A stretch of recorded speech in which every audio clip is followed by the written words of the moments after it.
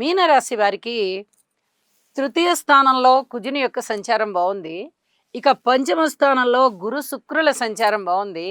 షష్ఠ స్థానంలో కేతువు బాగున్నారు. వెరసి 4 గ్రహాల యొక్క ఉనికి చాలా బాగుంటూ ఉండగా వీరికి ఏలినాటి శని జరుగుతూ ఉన్నప్పటికీ గురుబలం చాలా అధికమైనటువంటి ఫలితాలు ఇచ్చే దిశగా ఉన్న కారణం చేత చాలా అద్భుతమైన ఫలితాలు ఉంటాయి.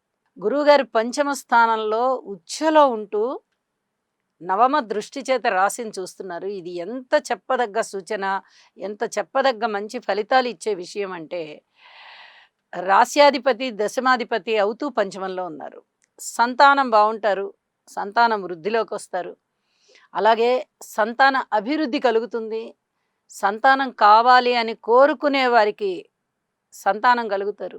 ద్వితీయ సంతానం కావాలి అని కోరుకున్నా కూడా ఆ కోరిక కూడా ఫలించేటటువంటి శుభ సమయం అని చెప్పాలి. అలాగే పూర్వజన్మలో చేసుకున్నటువంటి పుణ్యం ఏదైతే ఉందో అదంతా ఇప్పుడు అక్కరకొచ్చే సమయం.